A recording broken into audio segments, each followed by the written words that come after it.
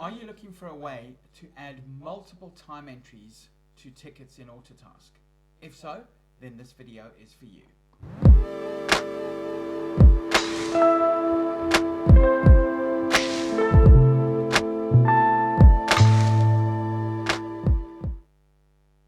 Hi everyone, Chris Timm here from Sondela Consulting. In this video, I'm going to talk to you about how you can add time entries to multiple tickets at the same time in Autotask using the ticket work list. So this would be if you were multitasking, if you might have some background tasks running, and you just wanted to have all of the time entries in a list and be able to go in and stop and start the timers on multiple tickets within Autotask. So let's go and take a look at how we would do this. So from here, we have a list of tickets. And I simply click into the list of tickets. Here I will see on the far right hand side, I can see this thing called the ticket work list. So looking at this, this is where I'm going to be able to add multiple time entries. So let's go and take a look. Let's say we want to work on these 3 tickets. I can simply select those 3 tickets, click this little drop down, and you will see here it says add these selected tickets to my work list. So when I click on that, it's now added the 3 time entries to that to the work list. So one of the really nice things I can do at this point, I can go ahead and move these around. So if I actually said, you know, I want to work on this one last, and this is going to be the first one I'm going to do, I can basically just go ahead and rearrange these through that list at any time that I want to. I can also clear the time entry down, which I'll explain in a couple of seconds, or I can just go ahead and completely remove this ticket from my work list. So this is very much personal to the engineer. This isn't something that you know, a manager or anybody's going to be able to control on your behalf. This is very much a list of tickets that you want to be working on during the day and the ones that you want to prioritize over other ones. So moving a ticket up and down through this list does not change the priority of the ticket. It's just really, you know, me saying this is the ticket I want to start on first, this is the one I want to work on, so I can just rearrange stuff in and out of that list.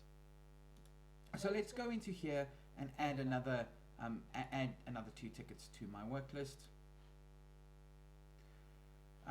Same tickets. So let's just go ahead and maybe add these 3. Again, I can click in here and just say add these tickets to my work list. So what I can now do, you can see I've got a bunch of timers. I can just simply click the play button and go ahead and start all of these timers at the same time. And there they are. So now I might be doing some background tasks, maybe on, you know, on this machine I'm running some kind of you know, script or some kind of background task on that, and I don't quite need to be actually looking at the machine right now, but maybe this one here I'm actually looking at this printer issue. However, I still want to be capturing the time on all of these machines, because even if there's a background task, maybe you know, I'm going to come back to this and I might want to look at it later and might want to be capturing the time. So this is just allowing you to start and stop all of these timers at any time you want, and of course you can just go ahead and pause them as well.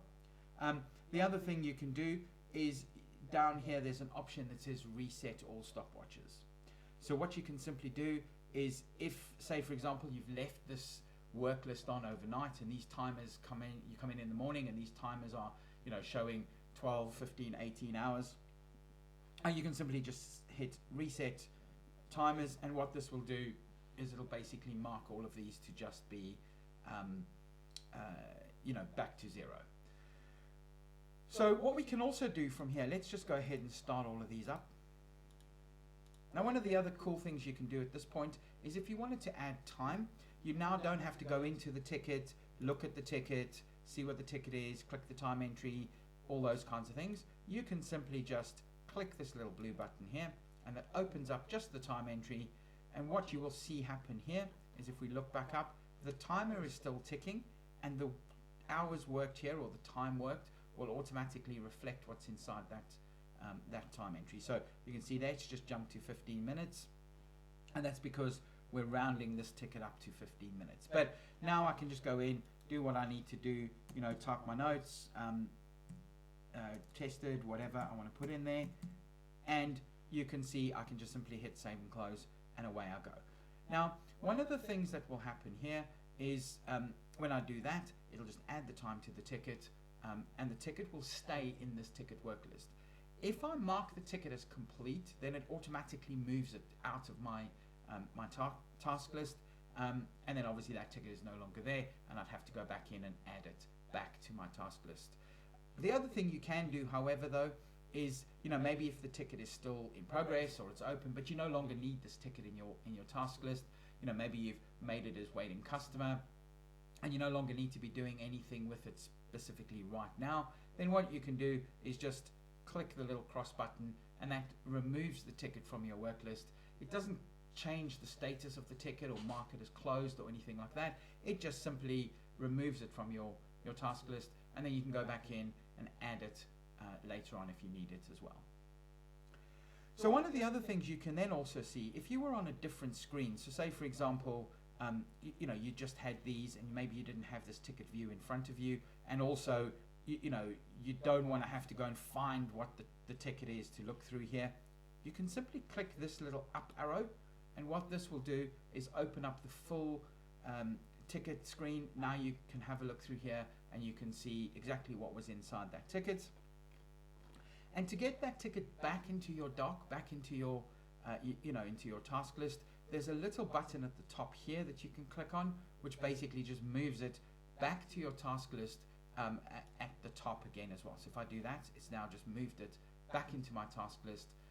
So really easy way, if you weren't working on the ticket screen here and you perhaps were in a different screen, you can still use this ticket work list to automatically open up those tickets, look at the you know, the ticket summary page, and then drop it back down into your ticket work list when you're ready. So that's the way that you add these into your own work list. So what about adding it to somebody else's work list? Well, that's actually really straightforward as well. So what we can do in here is take this ticket, and we can see that this is assigned to Mark Taylor. So if I simply click this little burger menu, I now actually have three options here to add things to a work list. So I can add this ticket to my own work list, I can add it automatically to the primary resources work list, or I could go ahead and add it to any other person's work list as well. So what I can simply do is click in here and, you know, add this to Pamela Pierce, who I happen to be logged in as. And what will happen is eventually this will end up in my work list. So this is really good if you're a dispatcher or you have a dispatching team and you just want to drop things into people's work list. It gives you the ability to do that really quickly. You know, just go in and drop all of these in there. The other thing you can actually do is you can have a workflow rule that says when a ticket is assigned to somebody, then automatically drop those tickets into the work list, so that whoever is assigned to it, it just gets added straight into their work list.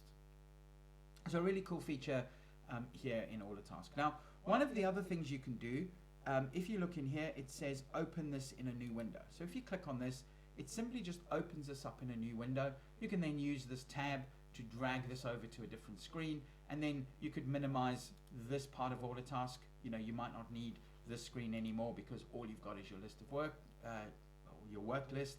What you can then do is simply move this onto a different screen, and you can still access it from there in the same way by clicking on this button here to open up a new ticket, and then simply close that down again, and it drops it back into your work list. So really cool way of being able to get the stuff in and out of your work list at any time that you want.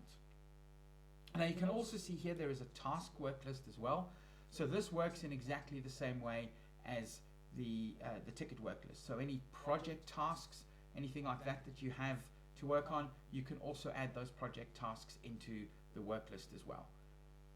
Now that we've opened this up in another screen, you can see here we have the ability to dock this back again. So I can simply click on dock, and it now drops it back into my work list where I can see all of those tickets that I need from here. So it gives you the ability to kind of, you know, really customize how you want to work with these tickets and how you can go ahead and add multiple time.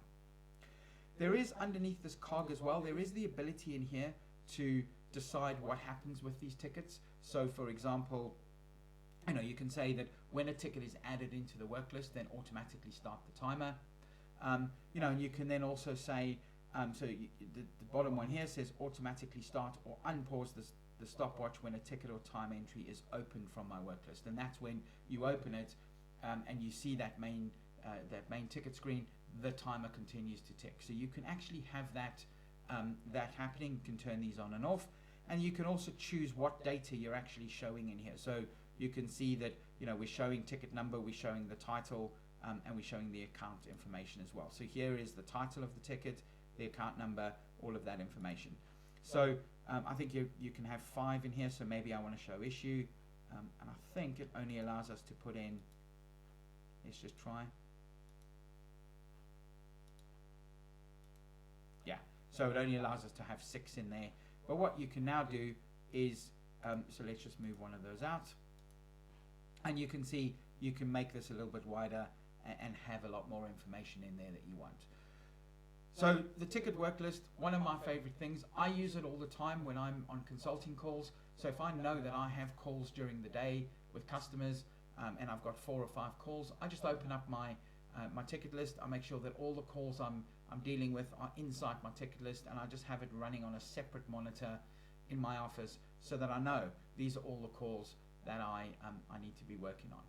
What I can then do is when I complete that call, it removes it from my work list so that you know, when I get to the next call, that basically goes to the top, and then I can just continue to work on that. So I'm not having to, you know, open and close Autotask. If I don't have Autotask open, if I'm doing something else during the day, that ticket work list can just sit on a different screen, and I can still access the tickets, I can still add time to the tickets, do all of that kind of stuff. So really great feature in Autotask. It's a hidden gem that very few people know about.